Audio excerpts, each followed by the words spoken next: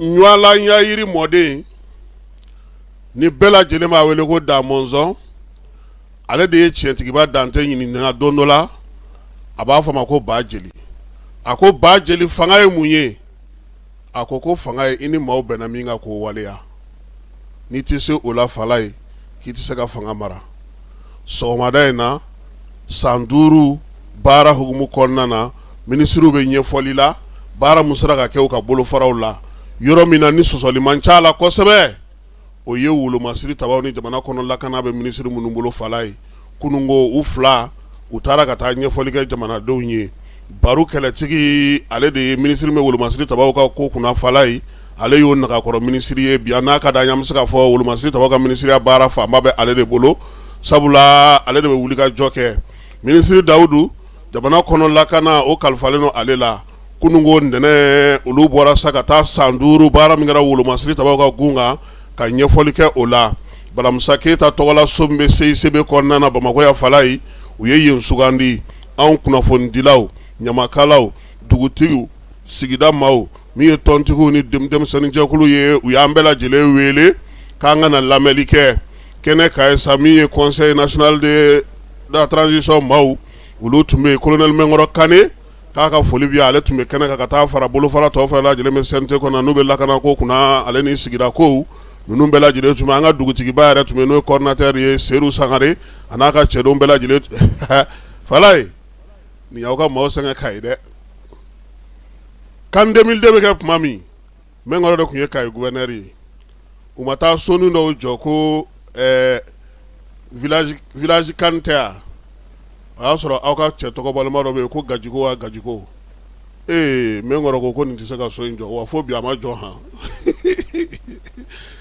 anga panko kuna anga mayake wolo masiri tabaw ka gunga baru kala tiki ko femunu ngera sanduri ngona na kwa nyangoma delika kanga jamana kono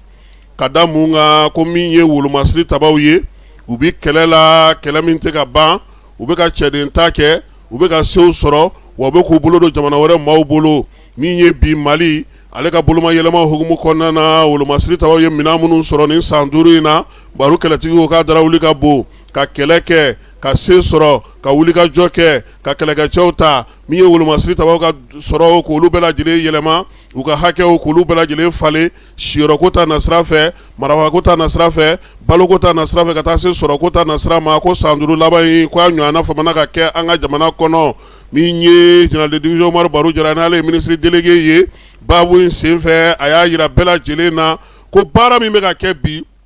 akuntisa ka nyosoro fio jamana politique marabe mamunu mulo falai nulu kanga jamana ko nyenebo no ulu ma famu ka donga fo ulu masri tabawu ulu jore miye jamana kono bibi na ko jigina ka dogo kosebe miye armée ye a sebe fo fena bi o mina ma fo o be nyini ka dama sanfela do dugumana do mina sugu bela jele ko alikuna siningo sufe miye baru kala tigi ko mina ngoro dona blende ka bo shininga o fe ako bibi na mawa yana ka ko ulu bolo be irisidro ne bolo ku nyebe irisire la kene ka falai non te tirikiye shinte shinie irante iranye enite endie bela jele ni ka fere wolo masri tawaga gunga wa alman jamana ulu ni nunu bela jele me barake sabula beni ta fando doti so doma dobi soma jamana ida lenga to be ya se ka se ga lakana sabati akobi ale ni so jale awasale minye jabaru masayo ya to ni ko nga sika ke kuluto ni ko nunyena walla bi miye wolo masri tawaye ko mamunun tarola katna na fosa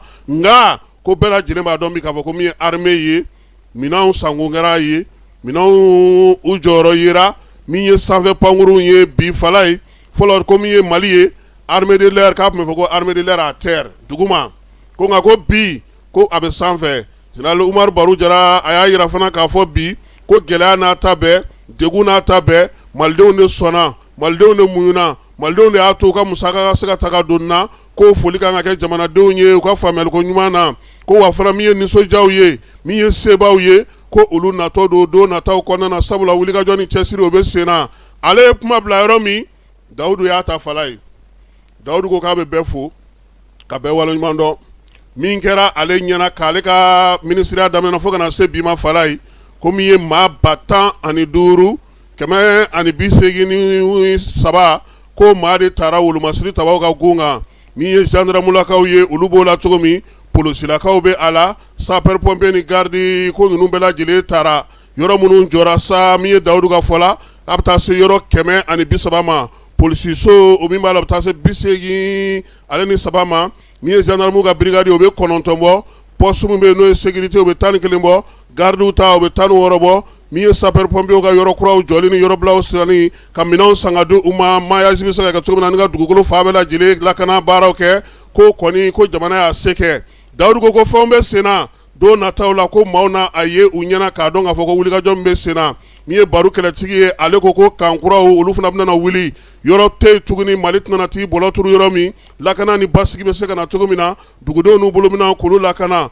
ko hali n'an y'a ye ANEFIS se sɔrɔla fala ye ko Ala ni minɛn mun b'an bolo ani an yɛrɛ ka ko faamuya cogo n'an ka cɛdenw jo cogo fɔlɔ ko n'o y'a sɔrɔ armée bin kun bɛ taa k'a kan bi n'i binna kan i ta fila ni cɛ tigɛ baro kɛlɛtigi ko halisa u bɛ dɛmɛ ɲini jamanadenw fɛ u bɛ faamuya ɲini jamanadenw fɛ sabula n'i y'a mɛn i jɔni kunnandi a f'i sababu ɲuman général d'armée Asimi ko k'a fɔ a ka kuntilenna n'a ka miirinaw la wulikajɔ ni cɛsiri minnu bɛ sen na ko bɛɛ lajɛlen ka jɛ ka jamana in dɛmɛ an k'an bolo di ɲɔgɔn ma Bamancoyɛrɛ ni ka walekɛbaw an bɛ se ka se sɔrɔ o kan cogo min na kunungo nin y'u ka baabu la kumabaw ye minisiri 2 ka kɛ ni jamanakuntigi ka san 5 sɔrɔli ye min kɛra wolomasiri tabaw ale ni jamana kɔnɔ lakana o hukumu kɔnɔna na